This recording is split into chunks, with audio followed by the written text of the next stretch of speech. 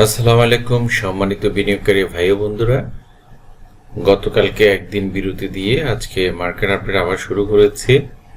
আগামীকাল যেহেতু ৩৬শে জুলাই, তো সেই উপলক্ষে আগামী দিন সরকার ব্যাংকগুলোকে বন্ধ ঘোষণা করেছে, সেটার পাশাপাশি পুঁজিবাজারও বন্ধ থাকবে। এই নিউজটা হয়তো আপনারা ইতিমধ্যে জেনেছেন।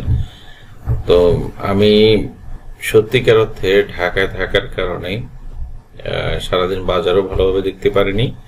বাজার চলাকালীন সময় আপনাদেরকে একটা ছোট্ট আপডেট দিয়েছি, সেটা আপনারা দেখেছেন কিনা তাও জানি না, পোস্ট আকারে ইউটিউবে। তো আজকে এখন একটু ফ্রি হয়েছি হোটেলে, সেখানে কিন্তু একটু ভিডিও দেওয়ার চেষ্টা করছি। তো আমরা গতদিন একটা মাইল ফলক দেখেছিলাম, বড় ধরনের মাইল ফলক ছিল সেটা। ইন্ডেক্সের দিক থেকে তো বটেই, এমনকি এটার পাশাপাশি ভলিউমের দিক থেকে আমরা 1137 কোটি টাকার ট্রেড দেখছি, যেটা গত 5-6 মাসের মধ্যে সর্বোচ্চ। এটা ব্যাংক এবং ব্যাংক বহির্ভূত কিছু ফান্ডামেন্টাল শেয়ার, যেগুলোর দাম হুড়মুড় করে বাড়ার কারণে ইন্ডেক্সও কিন্তু 100 পয়েন্ট বাড়তে বেশিক্ষণ সময় লাগেনি, যদি 100 পয়েন্টের আগে বাজারটা শেষ করেছে। তো এটার পাশাপাশি আমরা আরো কিছু শেয়ারকে বাড়তে দেখেছি। পুরো বাজারে 250 মতো শেয়ারের দাম বেড়েছে। এই জিনিসটা একটা জিনিস আপনাদেরকে আমি প্রায় সময় বলে থাকি, ইন্ডেক্স যখন বাড়ে, হয়তো যে কোনো কারণে হোক আপনার শেয়ারটা ওভাবে দাম বাড়েনি, কিন্তু আপনার শেয়ারটার দাম পড়ছে না বা মাইনাস হচ্ছে না, এটা আপনার জন্য অনেক বড় প্রাপ্তি। তো যেমন আজকে আমরা ইন্ডেক্স পড়ার সাথে সাথে আমার যে শেয়ারটার দাম বাড়েনি সেটাও 10-20 পয়সা বা 50 পয়সা দাম পড়ে গেছে। তো এটার জন্য আমরা চাই যে আসলে ইন্ডেক্স সবসময় পজিটিভই থাকে, এটা আমাদের জন্য ভালো। তো ইন্ডেক্স তো আসলে সবসময় পজিটিভ থাকবে না, তো আজকে কেন পড়েছে? আমার লজিকটা হচ্ছে, আজকে গতকালকে যেহেতু ব্যাংক এবং ফান্ডামেন্টাল শেয়ারগুলোর দাম অতিরিক্ত বাড়ার কারণে 10-15% গত 2-3 দিনে বেড়ে যায়। তো যেটার কারণে একটা শর্ট প্রফিট টেক আসাটা খুবই যুক্তিযুক্ত।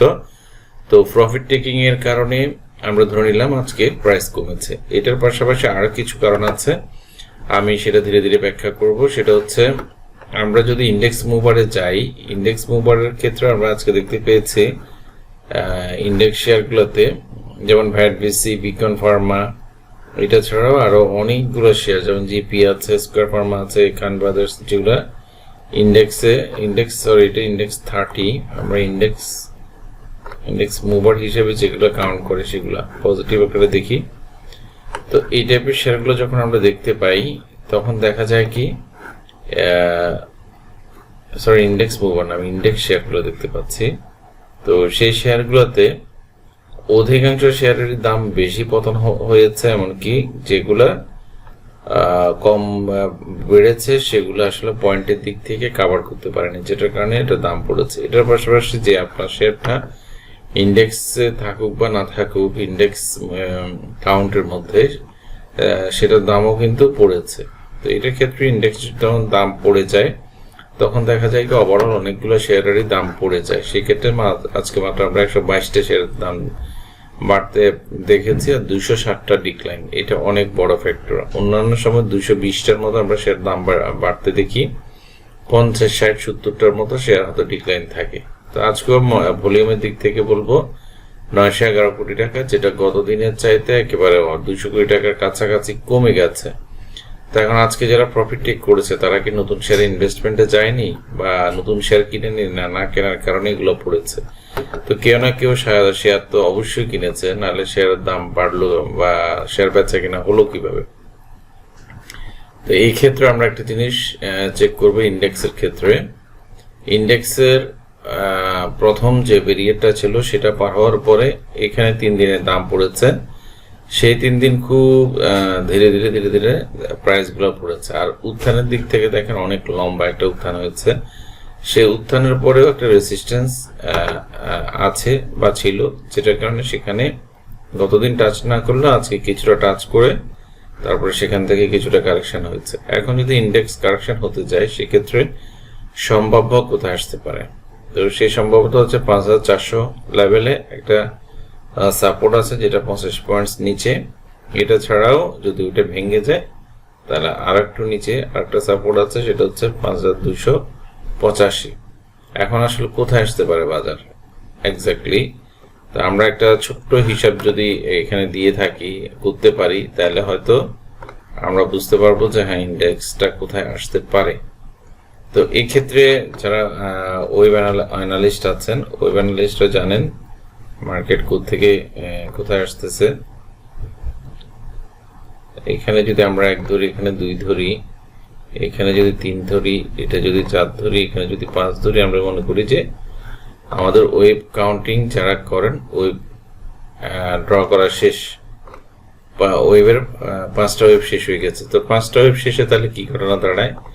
5টা ওয়েব শেষে আমরা সবসময় দেখি সেখানে এবিসি প্যাটার্ন তৈরি করে। তো এবিসি প্যাটার্নেরও একটা ফর্মুলা আছে।